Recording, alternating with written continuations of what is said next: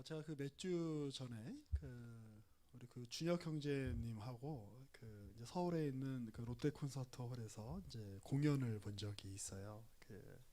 이제 서울시향이라고 하는 이제 오케스트라가 이제 연주를 하는 그런 내용이었는데, 하여튼 그때 이제 뭐 원래 준혁 형제님이 그 친구랑 같이 가기로 했는데 그 친구가 뭐 의사였던 모양이죠. 근데 지금 뭐 이제 좀 복잡한 상황이어서 고향으로 내려가서 이제 표가 남았다고 그때 이제 저희 단톡방에 올렸는데, 아무도 감사하게도 제 입장에서는 감사하게도 아무도 간다는 사람이 없어서, 아싸 그거 내가 가면 안 되냐 그래서 이제 둘이 같이 갔어요. 남자들이 가서 이제 그래서 뭐 이런 얘기 자꾸 얘기가 세면 안 되는데, 제가 지금 대통령께 별로 감사한 게 없는데 그날 굉장히 대통령한테 감사하더라고요. 덕분에 내가 또 이렇게 이렇게 좋은 공연을 보는구나.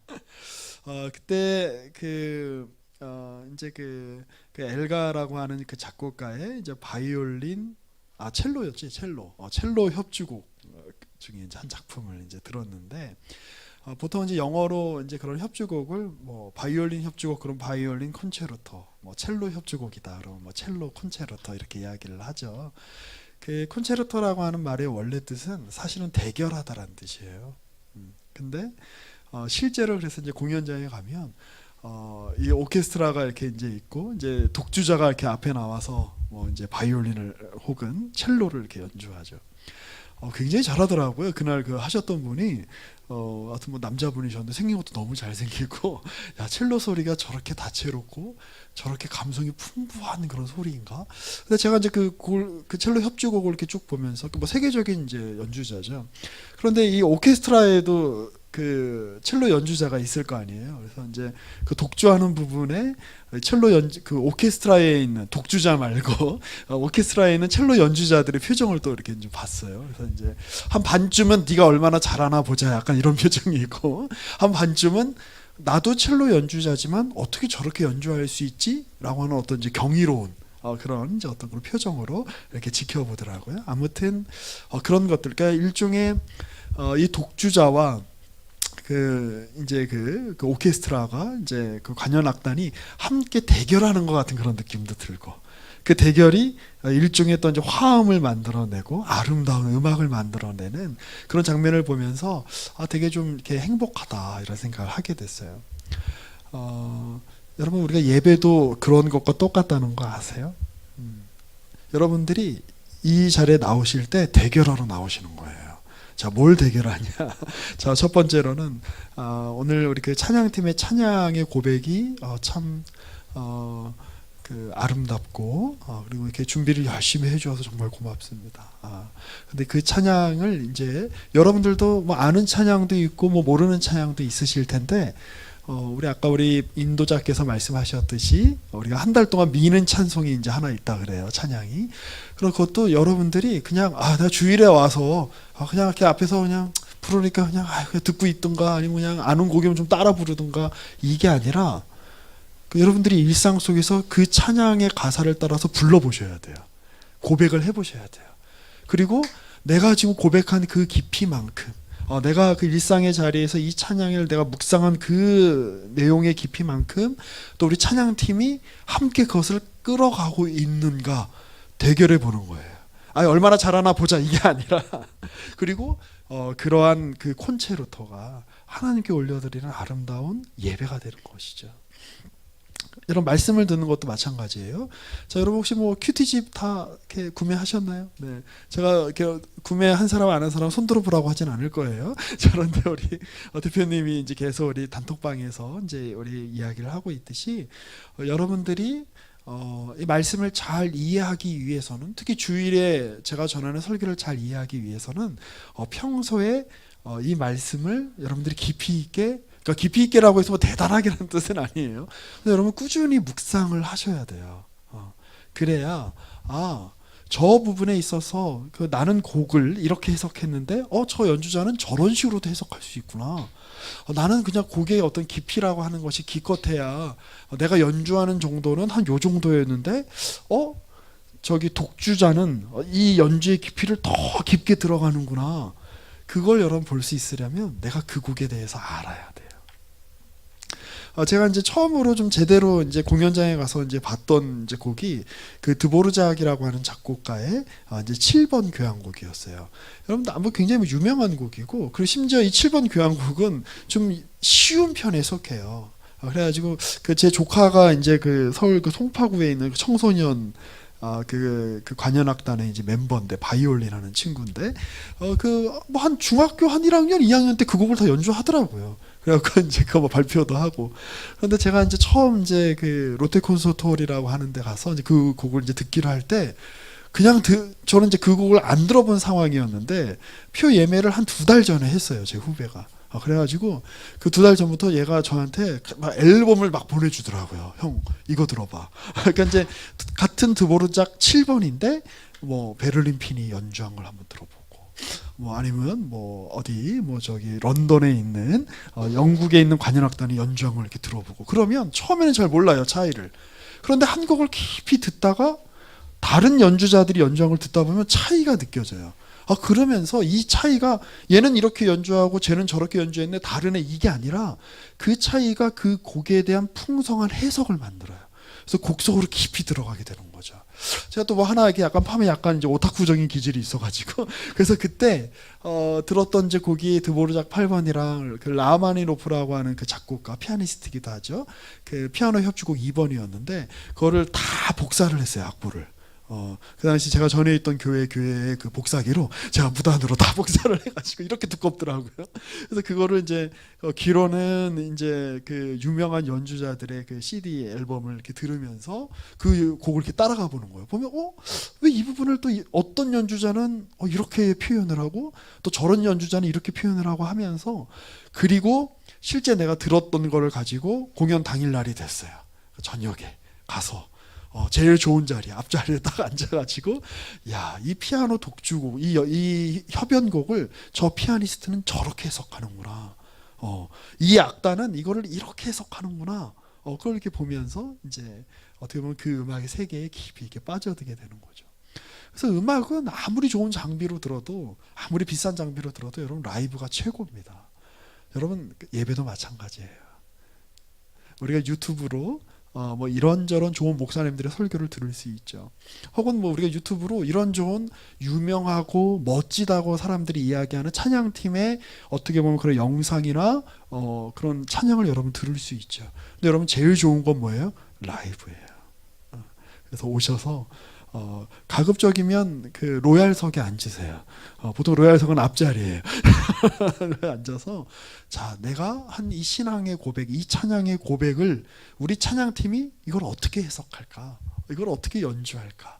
그리고 이거를 나 혼자 하는 고백이 아니라 우리가 함께 드리는 이 고백이 얼마나 풍성하고 우리 안에 깊은 신앙의 자태란 말 좀 어렵죠. 어떤 우리 신앙의 어떤 그 자리를, 모습을 만들어내는가, 함께 헤아리는 시간인 거예요. 그러니까 여러분 찬양팀 앞에서 찬양하는 시간은 찬양팀 혼자 찬양하는 시간이 아니에요. 함께 우리가 부르는, 함께 우리가 콘체르토를 하는 거예요. 설교 듣는 시간도 마찬가지예요. 제가 지금 떠들고 있지만 일종의 저는 지금 일종의 이제 독주를 하고 있는 셈이죠. 혹은 뭐 피아노 협주곡이나 바이올린 협주곡이나 첼로 협주곡에 저는 이제 어떻게 보면 그 솔로이스트라고 할 수 있겠죠. 하지만 여러분들이 함께 연주를 해줘야 되는 거예요. 함께 연주를 한다는 건 뭐냐면 이 말씀의 맥락을 여러분들이 한 주 동안 묵상했던 그 묵상의 흐름을 지금 갖고 들어와야 돼, 이 설교 시간에. 그러니까 그래야 아마 여러분들이 제 설교를 이해하실 수 있을 거예요. 어떤 맥락에서 저렇게 이야기를 하는구나. 그리고 그것이 여러분 수준을 만들어내고 깊이를 만들어내고, 그렇지 않으면 이 시간에 뻔한 얘기밖에 할 수가 없어요. 이 시간에 아주 그냥 그 뭐랄까요, 그 초보에 해당하는 이야기밖에 할 수 없어요. 그런데 저는 너무 감사한 게 우리 연초에도 그랬지만 우리 이렇게도 중간에 우리 임원단들이 우리가 큐티를 하자, 말씀을 읽다. 이거 우리가 큐티 왜 하자 그러는 거예요? 여러분 괴롭히려고? 아니에요. 이 말씀의 깊이를 제가 말씀드렸죠. 그 공연장 가기 전에 악보 복사해가지고 그거 진짜 한 10몇 번 그렇게 쭉 이렇게 보니까 실제 공연에 가서 훨씬 더 그 곡을 이해하고 그 곡을 느끼고 만끽하는 게 달라요. 우리가 하나님의 말씀을 이해하고 신앙생활을 하는 이 기쁨, 이 맛을 여러분들이 일상생활 속에서 이 말씀의 깊이에 어느 정도 수준까지 들어가지 못하면 여기가 아무리 좋은 목사가 와서 설교하고 아무리 우리가 훌륭한 내용을 이야기한다라고 할지라도 여러분 그것이 여러분들의 삶의 것으로 되지 않아요. 그러니까 우리가 함께 같이 만들어가는 시간이다. 예배는 뭐다? 함께 우리가 주님 앞에 라이브로 생으로 연주하는 시간이에요. 우리 그런 일들을 함께 같이 했으면 좋겠어요. 자, 우리 오늘 시편을 우리 이제 처음 들어가는 시간이라서 제가 앞에 조금 이제 사적이 조금 길었습니다. 우리 오늘은 복 있는 사람은이라는 제목으로 함께 같이 우리가 말씀을 나누려고 하는데요. 왜 안 넘어갈까요? 자, 자 넘길 수 있게. 예. 자, 먼저 우리가 생각해 볼 거는 우리가 이제 이 본문을 읽을 때 어떤 사람이 복 있는 사람이지를 지금 설명하고 있는 본문이에요. 그런데 첫 절, 저는 이 성경의 여러 이제 책 중에 이 첫 구절이 굉장한 것들이 있죠. 모든 말씀이 다 귀하지만 성경뿐만 아니라 전 세계에 있는 모든 역사서나 모든 문학 작품이나 모든 철학책이나 다 통틀어서도 사실은 이만한 시작을 가지는 책을 찾아보기가 쉽지가 않아요. 태초에 하나님이 천지를 창조하시니라. 그럼 요한복음 보면 태초에 말씀이 계시니라. 저는 이 시편의 첫 문장이야말로 또한 굉장히 강력한 서두라고 이제 생각이 들어요. 첫 문장이라고 생각이 드는데 이 첫 문장에서 이야기하는 게 뭐예요? 한번 성경을 한번 펴서 보세요. 복 있는 사람은 어떤 사람이다? 를 이야기하는데 먼저 이야기하는 게 뭐예요? 어떤 사람이 복 있는 사람인가를 이야기하기 위해서 어떤 사람이 복 없는 사람인가를 먼저 이야기해요. 자, 어떤 내용이 있죠? 복 있는 사람은 악인의 꾀를 따르지 않고 죄인의 길에 서지 않고 오만한 자의 자리에 앉지 않는다 그랬어요. 자, 그러면 악인이 뭔지 죄인이 뭔지 오만한 자가 뭔지 복 있는 사람이 어떤 사람인지 알기 위해서 미안해요.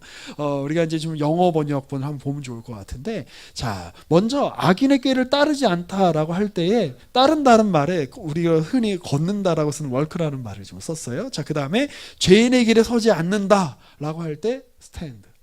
그 다음에 오만한 자의 자리에 앉지 아니한다라고 할 때 sit이라고 하는 말을 썼죠. 굉장히 쉽고 굉장히 뭐랄까요? 단순하지만 굉장히 강렬한 표현이죠. 복 있는 사람은 걷지 않는다, 서지 않는다, 앉지 않는다. 어디에? 악인들의 꾀를 쫓지 않는다. 거기를 쫓아서 걷지 않는다. 죄인들의 길에 서지 않는다. 오만한 자의 자리에 앉지 않는다. 지금 동사로 지금 표현을 하고 있어요. 그 얘기는 뭐냐면 복 있는 사람은 이거 안 하는 사람이잖아. 그렇죠? 그러니까 복 있는 사람은 옳은 길에 서는 사람이에요. 옳은 가치를 따르는 사람이에요.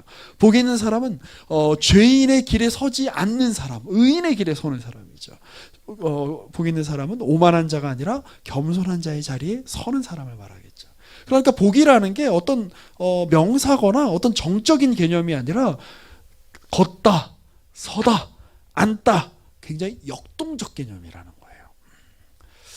자, 그래서 이제 여러분들에게 더 죄송한 말씀을 드릴 것 같은데, 이제 저 원어를 한번 좀 살펴보면 그냥 저렇게 그리는구나 이 정도로 생각하시면 돼요. 악인이란 말에 이제 원어를 보면은 러시아임, 원래 히브리어는 오른쪽에서 이렇게 왼쪽으로 읽어요.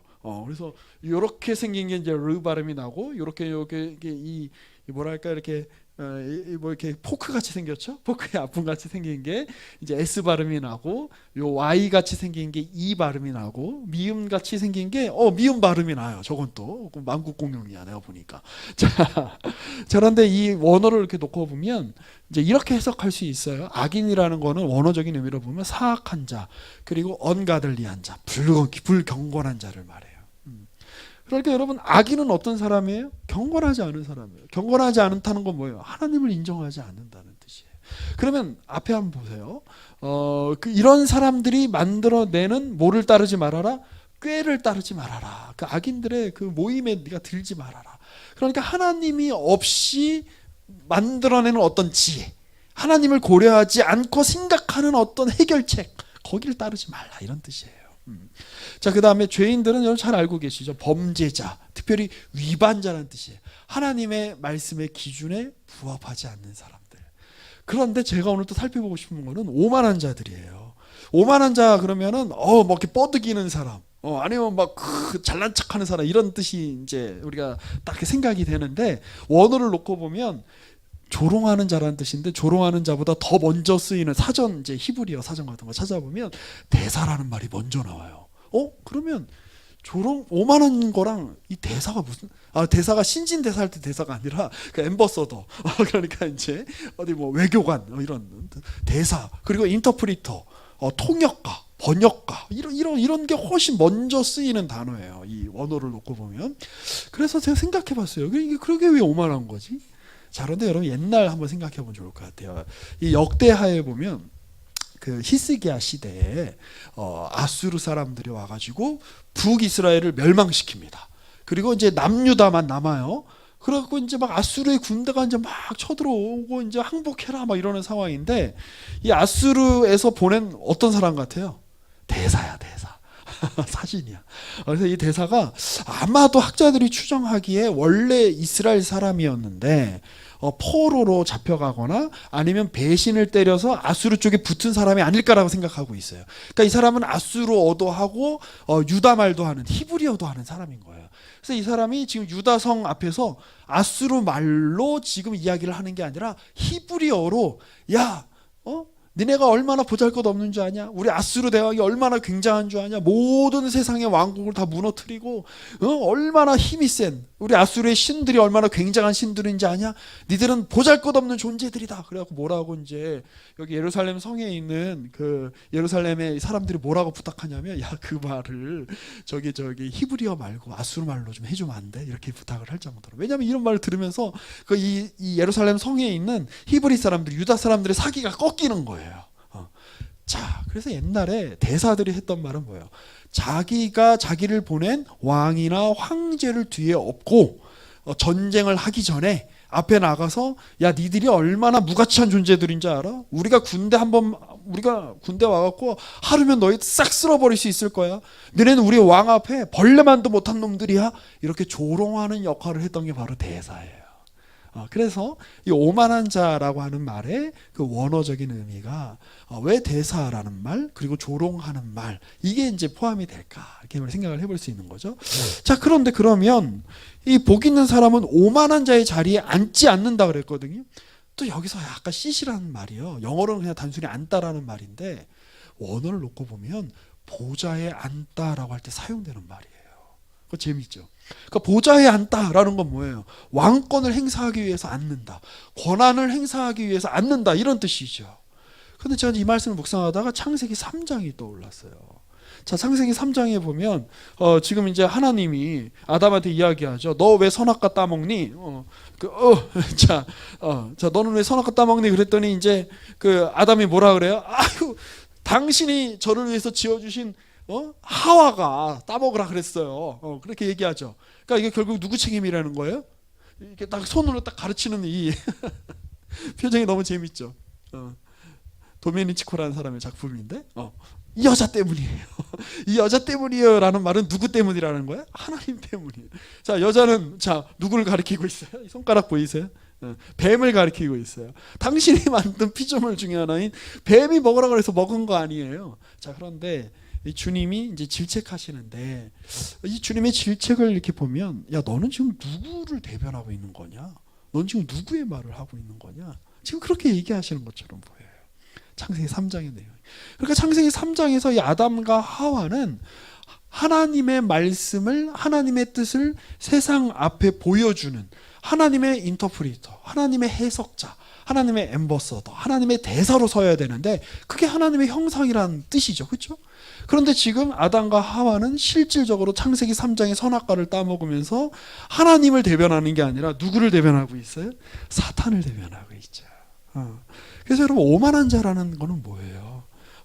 하나님의 뜻을 대변하는 게 아니라 사탄의 뜻, 그 악한 자의 뜻을 대변하면서 하나님의 일을 조롱하는 사람이 바로 오만한 자예요.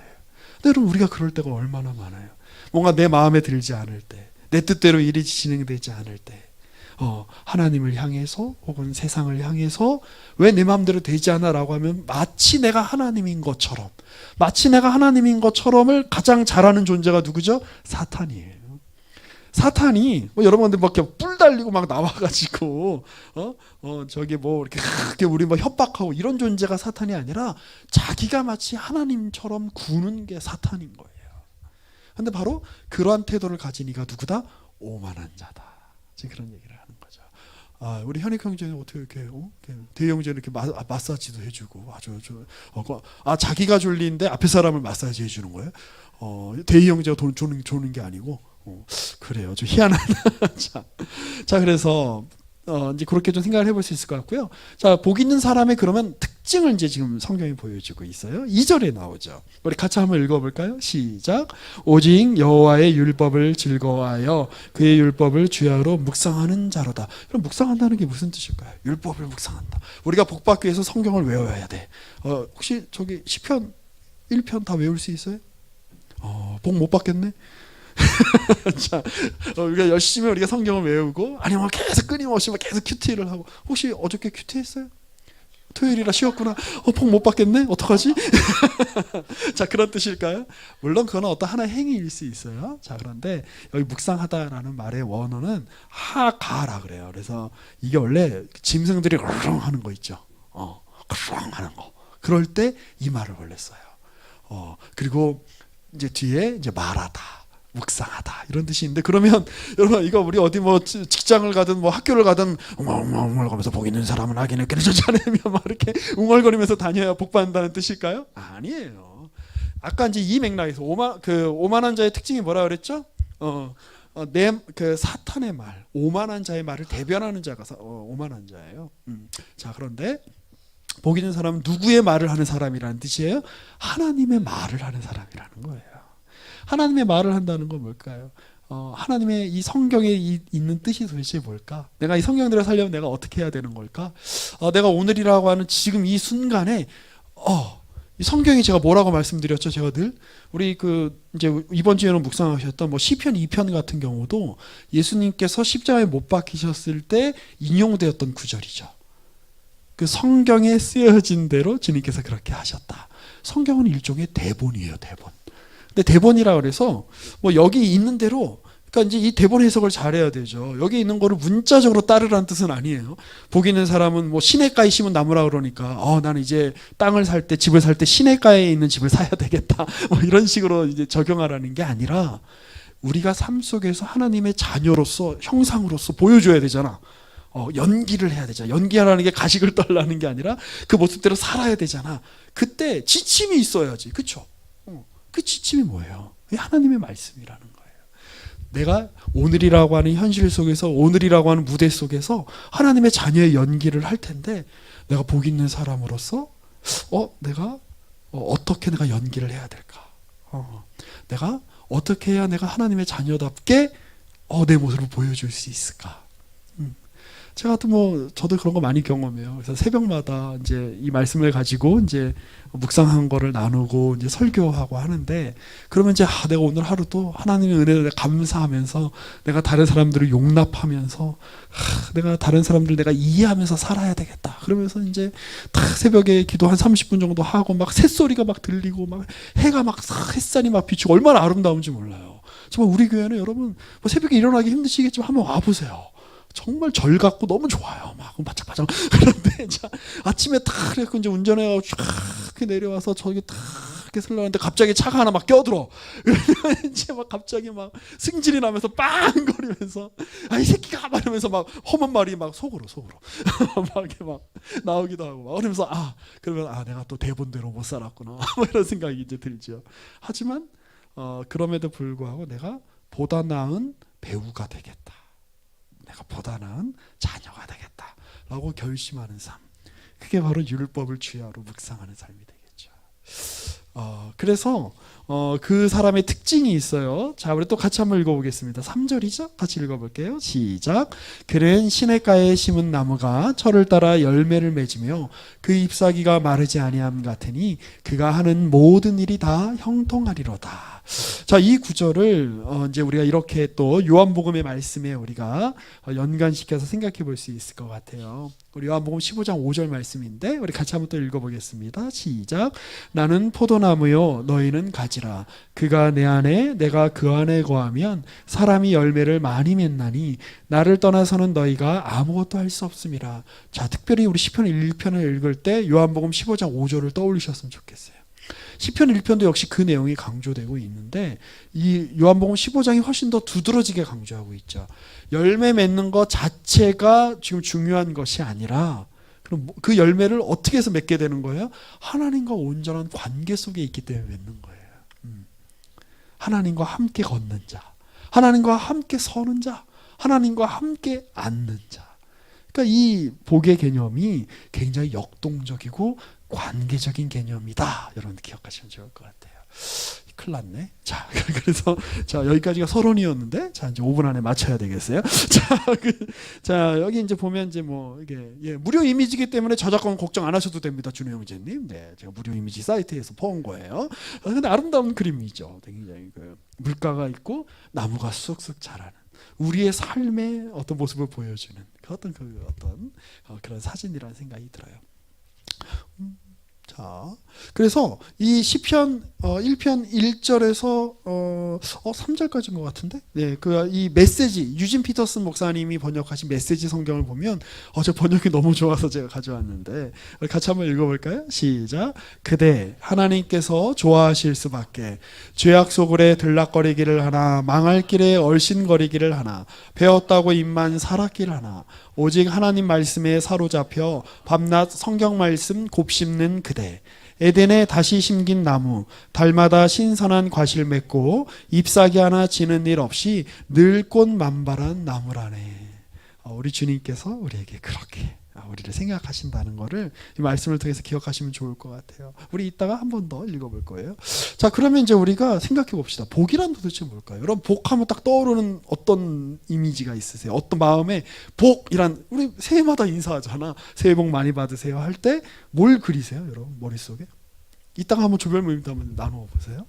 자, 이제 울산대 석좌 교수를 역임하셨던 최종호 선생이라는 분이 복에 관한 담론이라는 책을 이렇게 내셨는데 굉장히 좋은 책이에요. 제가 이거 언제 읽었더라? 한 10몇 년 전에 읽고 10년 전쯤 읽었나? 그런데 이제 너무 좋아서 제가 종종 이제 인용하는 그런 내용인데 이번에 생각하기에 이제 한국 사람들의 이제 복의 개념은 이 네 가지 개념이라는 거예요. 전통적으로 한국 사람들이 자 수라는 거는 목숨 숫자예요. 장수하는 거. 그래서 새해 복 많이 받으세요라고 이렇게 절할 때 이런 개념들이 전제되어 있는 거죠. 오래 사세요. 자 부는 뭐죠? 부자가 되는 거죠. 귀는 뭐죠? 존귀한 사람이 되는 건데 옛날 조선시대 때는 존귀한 사람이 되는 게 어떤 걸까요? 아이돌이 되는 거? 그렇죠. 역시 과거에 합격해서 고위 관리가 되는 게 존귀한 사람이 되는 거예요. 자, 그 다음에 다남자는 뭘까요? 아들을 많이 낳는 거예요. 자, 그래서 이제 이러한 것들을 기원하면서 이게 이제 한복 중에 이제 하나인데 제가 이걸 왜 가져왔냐면 이제 그 한복에 이 소매의 끝에다가 이런 기원들을 이제 어떻게 보면 이제 써서 이제 붙이는 거예요. 자, 그래서 여기 보면 여기 보세요. 수, 복, 귀라고 써 있는 거 보이세요? 부, 귀, 수, 부, 귀. 잘 안 보이시죠? 자, 그래서 제가 확대해 드렸어요. 자, 자, 그래서 목숨 숫자, 오래 살아라. 부해져라. 그 다음에 높은 관직을 이제 취해라. 이게 이제 복의 내용인 거예요. 또 반대편 이제 소매 끝에는 다 남자, 아들을 많이 낳아라. 이런 것들이 한국적인 어떤 복의 내용이었던 거죠. 이거는 이제 뭐 부채 모양으로 된 어떤 이제 화폐 돈인 건데 그건 이제 그냥 일종의 이제 기념 주화 같은 거죠. 옛날에 왕이 이제 신하들에게 이렇게 했던 거기에도 보면 복 받으라는 뜻에서 수부귀 복 받으라는 뜻에서 다남자.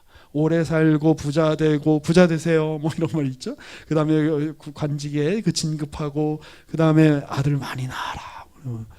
제가 이런 기준으로 놓고 보면 우리 교회에서 가장 복 받은 분 중에 한 분은 미안해요. 우리 우리 상부 형제님의 아버님인 우리 김항장로님 아니실까 싶어요. 관직에 계시고 아들을 일단 많이 낳으셨잖아. 그럼 아마 오래 사실 것 같아요. 제 건강하셔서.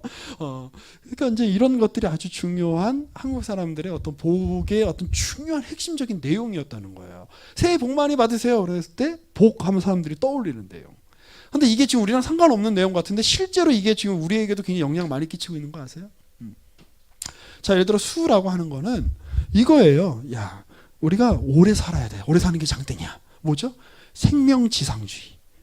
현세 긍정주의. 그러니까 현세를 긍정하는 게 왜 나쁘겠어요? 그런데 현세만 긍정하니까 문제인 거지. 오래 사는 것 자체만 목적이 되는 거예요. 어떻게 살 것인가가 중요한 게 아니라. 자, 그 다음에 부도 뭐죠? 이거 뭐 너무 물질주의, 금전지상주의 이런 것들이 여전히 우리의 어떤 마음 속에 영향을 많이 끼치죠. 그 다음에 귀는 뭐죠? 출세주의. 그 다음에 관존 민비사상. 뭐 이런 너무너무 심하죠. 그래서 우리도 그러니까 지금 할 얘기가 많은데 시간이 없으니까. 자, 다남자, 자, 가문주의, 그다음에 남존 여비사상 뭐 이런 것들로 지금 계속해서 이어져오고 있는 것들이죠. 물론 이런 것 자체가 나쁘다고만은 할 수 없어요. 그러니까 우리가 이 세상 살면서 동서고금을 막론하고 뭐 오래 살고 싶지 않은 사람 누가 있겠어요, 그렇죠? 부자가 되고 싶지 않은 사람 누가 있겠어요? 내가 사람들 앞에 귀한 어떤 좋은 관직에 권력을 갖고 싶은 사람, 갖고 싶지 않은 사람이 누가 있겠어요?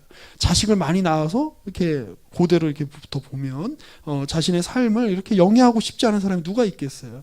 근데 문제는 뭐냐면 이 복의 가치가, 복이라는 건 우리 인생이 추구하는 가치인데 이 범주 안에만 머물러 있기 때문에 문제라는 거예요. 좀 이해가 되세요? 무슨 말인지? 그래서 이거를 이제 이렇게 표현할 수 있을 것 같아요. 이러한 추구의 극한에 뭐가 있냐면 양의 선을 추구하는 윤리가 있다는 거예요. 그러니까 양이라는 건 뭐냐면 이제 양, 많은 게 좋은 거야. 그래서 교회도 야, 우리가 정말 뭐 한 4사람, 뭐 10사람이 모이더라도 우리가 얼마나 존귀하게 하나님 앞에 서는 모임인가가 중요한 게 아니라 사람 물어보죠. 그 교회, 뭐 제가 이제 교회 옮겼다 그러니까 물어봐요. 사람, 그 교회 몇 명 다니냐? 애들이 몇 명 모이냐? 뭐 이런. 그러니까 뭐 그거 자체가 이제 뭐 어떤 정보 획득 차원에서 물어볼 수는 있겠습니다만 그거 자체가 중요한 가치가 될 수는 없죠. 기독교 역사 전체를 놓고 보면 그렇죠? 정말 깊이 있게 하나님 앞에 다가갔던 사람들이 무리가 숫자가 많았던 사람들이 아니에요. 소수지만 그 하나님 앞에서 정결한 신앙을 유지했던 수도사 같은 사람들도 있고 생각해 볼 문제죠. 그래서 이거를 그 게오르그 진멜이라고 이제 19세기에서 20세기에 넘어올 때 독일에서 아주 큰 영향을 끼쳤던 사회학자인데 뭐 돈의 철학 뭐 이런 이제 책을 쓰신 걸로 유명하죠. 그분이 그 비판했던 내용 중에 이제 하나인데 이게 뭐냐면 이 보다 많은 삶으로서의 복이 사실 우리가 좀 추구하는 복의 내용이라는 거예요. 보다 많은 거. 그러니까 재물도 보다 좀 많은 거. 아파트 평수도 보다 더 많고 넓은 거. 그런데 어떻게 보면 우리가 진정으로 추구해야 되는 삶은 삶보다 이상의 것을 추구해야 되는 삶이 아닐까? 우리에게 그것이 있나? 약간 이제 되묻고 있는 거죠. 그래서 이제 그 독일어 단어를 써놔서 미안한데, 그러니까 이제 굉장히 이제 그 비슷한 단어들로 쓰여 있기 때문에 비교해 보라고 하면서 한 거예요. 자, 보다 많은 삶으로서의 복을 추구하는 게 사실 우리 한국적 복의 아주 중요한 내용이라는 거죠. 삶보다 이상의 것을 추구하지 않는 거. 한번 곰곰이 생각해 볼 문제. 왜 우리나라 이렇게 먹방이 이렇게 발달했을까? 뭐 이렇게 아이돌 그룹 좋아하시는 분들한테는 미안하지만 저 어떤 자기의 어떤 깊은 내면의 세계나 음악 세계나 음악 그 자체에 대한 탐구보다도 얼마나 많은 사람의 호응을 받을 수 있는가, 뭐랑 연결이 되어 있죠? 얼마나 많은 돈을 벌 수 있는가에 연결이 되어 있는 그런 예술 행위가 정말 예술이라고 볼 수 있을까? 뭐 이런 생각이 들기도 하고, 뭐 많은 생각을 한번 해봐야 되는 지점인 것 같아요. 자, 그래서 이 최정호 교수님이라는 분이 이제 이렇게 이야기를 해요. 결국 한국적인 복사상에 내재하는 이와 같은 현실주의, 현세주의, 자아중심주의, 양의 윤리 등은 그걸 부정적으로 표현한다면 여기 중요해요. 나를 넘어서는 남의 세계, 타자의 세계가 열리지 않는다는 데 문제가 있다는 거예요. 그냥 나만 잘 먹고 잘 살면 되는 거예요. 그리고 이것이 사실 유교적 문화에도 있지만 우리 한국 사람의 깊이 뿌리 내린 뭐에 아주 그게 잘 드러나 있죠? 샤머니즘에 잘 드러나 있죠. 여러분, 샤머니즘에는 여러분 윤리가 없다는 거 아세요? 샤머니즘에 여러분 세계 어떤 역사관이 없는 거 여러분 아세요? 그냥 나만 높은 자리에 올라가면 돼. 나만 부자가 되면 돼. 그냥 나만 많은 사람들에게 영향을 끼칠 수 있으면 돼. 나만 오래 살면 돼. 그리고 그러한 어떤 인간의 아주 원초적인 욕망이 가다듬어지지 않은 상태에서 그런 것들을 추구하는 사람들이 국가의 지도자가 될 때 한 공동체나 나라나 민족이 얼마나 망가질 수 있는가 우리가 지금 보고 있는 거잖아요. 우리가 회복돼야 될 게 뭘까? 나를 넘어서는 남과의 세계, 그리고 현실적인 현세적인 걸 넘어서는 다른 차원의 세계, 차 안의 세계를 넘어서는 지금 여기가 다야가 아니라 피 안의 세계를 지향하는 게 있는가? 초월의 세계가 이런 복의 개념에서는 열리지 않는다는 것을 우리가 알 수 있다는 거죠.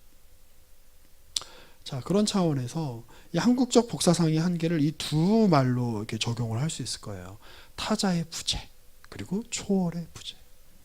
그러면 다시 여러분 돌이켜 생각해 보세요. 우리가 회복해야 될 내용은 뭘까요? 우리가 진정한 복의 내용으로 나아가기 위해서는 성경이 말하는 가치의 내용으로 나아가기 위해서 우리가 회복돼야 될 것은 바로 타자의 개념이에요. 그리고 바로 초월의 개념이에요.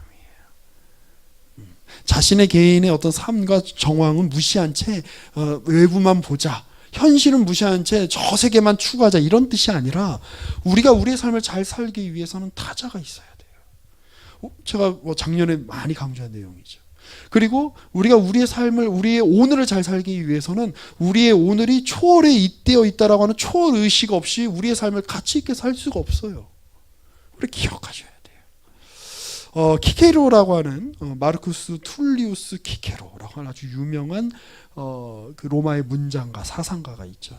이 사람이 우정에 관하여라는 책에서 그런데 이제 서양에는 적어도 이런 내용이 있어요. 이 복의 내용이라고 할 때 한국에서 없는 내용이 하나 추가된 게 있어. 뭘까? 우정이에요. 이 최정호 교수가 그런 내용을 지적하는데 한국 소설 중에 가장 안 다루어진 주제가 있다는 거예요. 남녀 간의 연애도 다루고 뭐 인생의 어떤 비극도 다루고 사회 문제도 다루고 하는데 가장 안 다루어진 주제가 뭐냐? 우정이라는 주제인 거예요. 왜 우리나라 소설에는 우정을 다룬 소설이 극히 드물까? 그러니까 우리가 갖고 있는 어떤 복의 개념, 우리가 갖고 있는 어떤 추구하는 가치의 개념과 그것이 그런 현상들이 이어져 있다고 이렇게 보는 거죠. 그런데 키케로라는 사람이 이런 이야기를 했어요. 우정이야말로 인간들이 추구할 만한 가치가 있는 모든 것에 영광, 마음의 평정, 쾌활함을 내포하고 있다.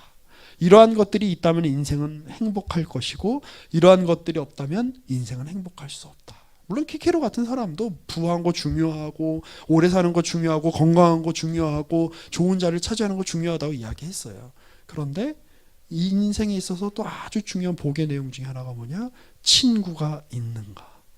우정을 나눌 만한 대상이 있는가? 이걸 봐야 된다는 거죠. 자, 그런 차원에서는 생각을 좀 한번 해봤으면 좋겠는데 그 러시아의 그 모스크바에 있는 노보데비치라고 하는 수녀원에 속한 그 뭐죠? 그 이제 무덤이 많이 모인 곳을 뭐라 그러나? 갑자기 막 잘 생각이 안 나네요. 뭐라 그러죠?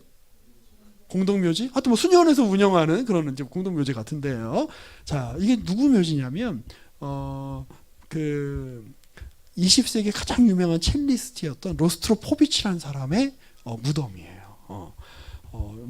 이분의 연주는 뭐 어마어마하죠. 그래서 뭐 그 바흐 무반주 첼로 곡 같은 거 그 이분의 곡이 거의 뭐 이제 거의 연주가 아주 캐논처럼 이제 이렇게 생각이 될 정도로. 근데 이분이 2007년인가 그 돌아가셨는데 그때 이제 그 매장이 되셨는데 그 옆에 누가 있었냐면 이런 무덤들이 옆에 같이 있었어요. 그게 누구 무덤일까요? 자, 그 친구의 무덤이었어요. 저거는 에밀 길레스라고 하는 아주 유명한 또 피아니스트의 무덤이고, 이거는 코간이라고 하는 또 그 어떤 그 바이올리니스트의 무덤이에요. 로스트로포비치는 그 첼리스트였어요. 그러니까 근데 죽은 날짜가 다 달라. 제 기억이 맞다면 코간이라는 사람이 82년인가 죽고 에밀 길레스라는 사람이 85년인가 87년에 죽어요. 그러니까 아직 한참 남았죠. 이 사람은 2007년에 죽었으니까. 그런데 이 친구들 옆에 묘자리를 오랫동안 이렇게 만들어 놨대요. 그러니까 죽기 한참 전부터. 왜? 죽으면 이 사람 옆에 가서 묻히려고. 굉장하죠? 그래서 이제 그 유명한 그 20세기의 뭐 러시아의 기적이라고 불리는 삼중주 연주자들인데, 오늘 클래식 얘기를 많이 해서 미안하네요. 자, 아무튼 그 에밀 길레스라고 하는 피아니스트, 레오니드 코간이라고 하는 바이올리니스트, 그 다음에 그 로스트로포비치라고 하는 첼리스트. 이 세 사람이 나이도 좀 다르죠. 다 태어난 날이 달라요. 그런데 우정을 쌓았어요. 이 연주를 통해서. 그래서 우리가 다른 날 태어났지만 한 날에 죽겠다 뭐 이런 건 아니죠. 노원결이도 아니고. 그런데 죽으면 나 이 사람 옆에 가서 묻히게 해다오. 근데 우리는 어떻죠? 아무리 이 사람이 어떤 삶을 살고 어떤 인생을 살았든지, 요즘은 이제 좀 덜하지만 옛날에 좀 유서 깊은 집안은 아마 뭐 여러분들 부모님들 중에도 여러분 집안에도 그런 거 있는 분들이 있어요. 다 선산에 가서 묻혀야 돼. 이제 가면은 막 6대조 할아버지가 그 밑에 이제 일종의 가족 중심주의를 벗어나지 못하고 있는 거예요. 그런데 이 서양 사람들이 가지고 있는 이런 이제 특징들, 이 우정을 통해서 자신의 삶이 확장되어지고 우정을 통해서 자신의 삶이 풍성해지는 어떤 이런 경험들은 우리가 좀 생각해봐야 되는 부분들이 아닐까. 우리 복의 내용에 이 내용이 좀 추가되어야 되지 않을까. 훌륭한 친구가 있는 거, 아낄 수 있는 친구가 있는 거. 자, 그러면 조금 이제 내용을 좀 우리가 돌아왔습니다만, 어떤 사람이 복 있는 사람일까요? 진정한 친구가 있는 사람이에요. 그런데 자, 여기서 이제 이 구절이 있는 거죠. 자, 안 적어놨습니다. 성경을 피세요. 요한복음 15장 7절. 우리 오늘 이 말씀을 우리 마지막으로 한번 쭉 읽으면서 마무리를 했으면 좋겠어요. 자, 요한복음 15장 7절에서 15절 조금 길긴 한데요. 우리 한번 천천히 이 구절들을 우리 한번 같이 읽어봤으면 좋겠어요. 시작. 너희가 내 안에 거하고 내 말이 너희 안에 거하면 무엇이든지 원하는 대로 구하라. 그리하면 이루리라. 너희가 열매를 많이 맺으면 내 아버지께서 영광을 받으실 것이요 너희는 내 제자가 되리라. 아버지께서 나를 사랑하신 것 같이 나도 너희를 사랑하였으니 나의 사랑 안에 거하라. 내가 아버지의 계명을 지켜 그의 사랑 안에 거하는 것 같이 너희도 내 계명을 지키면 내 사랑 안에 거하리라. 내가 이것을 너희에게 쓰면 내 기쁨이 너희 안에 있어 너희 기쁨을 충만하게 하려 함이라. 내 계명은 곧 내가 너희를 사랑한 것 같이 너희도 서로 사랑하라 하는 이것이니라. 사람이 친구를 위하여 자기 목숨을 버리면 이보다 더 큰 사랑이 없나니 너희는 내가 명하는 대로 행하면 곧 나의 친구라. 이제부터는 너희를 종이라 하지 아니하리니 종은 주인이 하는 것을 알지 못함이라. 너희를 친구라 하였노니 내가 내 아버지께 들은 것을 다 너희에게 알게 하였음이라. 여러분, 누가 우리를 친구로 여기세요? 주님이. 여러분, 누가 복받은 사람이에요? 주님과 우정을 나누는 우리가 바로 그런 주님의 가장 큰 복을 받은 사람이라는 걸 기억하셔야 돼요. 시편 1편의 맥락도 마찬가지예요. 복이라는 건 뭐냐? 하나님과의 관계 안에 있는 거다. 자, 우리 마지막으로 우리 아까 읽었던 이 구절 우리 다시 한번 딱 하는데, 자, 이거 우리 자신에게도 우리 하는 말이지만 우리 옆에 있는 사람들에게도 사실 이 말을 우리가 전해줄 수 있어야 되죠. 자, 그래서 자, 한쪽으로는 한 눈으로는 자, 이 앞에를 보시고 한 눈으로는 옆에 사람을 좀 보시면서 사팔뜨기가 되려고 하지만, 자, 옆에 사람 한번 같이 한번 괜찮으시면 같이 옆에 분들 좀 바라보시고, 자, 이 고백을 여러분 해주시는 거예요. 자, 굉장히 표현이 재밌죠? 예, 배웠다고 입만 살아있기라나. 자, 옆에 사람을 보면서 우리 같이 한번 이 고백을 서로를 향해서 한번 해봅시다. 시작. 그대 하나님께서 좋아하실 수밖에 죄악 소굴에 들락거리기를 하나 망할 길에 얼씬거리기를 하나 배웠다고 입만 살았기를 하나 오직 하나님 말씀에 사로잡혀 밤낮 성경 말씀 곱씹는 그대 에덴에 다시 심긴 나무 달마다 신선한 과실 맺고 잎사귀 하나 지는 일 없이 늘 꽃 만발한 나무라네. 주님이 여러분들을 그리고 우리를 그렇게 생각하신다는 것을 기억하시면서 함께 주의 복을 누리시는 저와 여러분 되시기를 이 말씀을 들어 권면하고 축복합니다. 기도하겠습니다. 하나님, 주님께서 우리를 귀히 여기시고 주님이 우리를 복되다고 하시고 우리로 하여금 주님과 함께 걷게 하시며 주님과 함께 서게 하시며 주님과 함께 앉게 하여 주시니 감사합니다. 우리의 삶을 통해 주님이 대변되기를 원하고 우리의 행위와 우리의 목소리와 우리의 인생을 통해 하나님께서 우리를 통해서 이 세상에 하나님이 어떠한 분이신지를 드러내 주시기를 원합니다. 하나님 그런 우리에게 주님과 함께하는 복을 주셨사오니 이 복을 풍성히 누리며 에덴 동산에 있었던 그 나무와도 같이 아름답게 자라가는 우리 모든 청년들이 되게 하여 주시옵소서. 이제는 우리 구주 예수 그리스도의 은혜와 하나님 아버지의 사랑과 성령의 교통하심이 주님의 말씀의 시냇가, 주님의 임재의 시냇가, 주님의 은혜의 시냇가에 머물며 에덴 동산에 있었던 나무같이 아름답고 무럭무럭 자라가는 이 복된 광교산울교회 청년들 위해 지금부터 영원까지 함께 계실지어다. 아멘.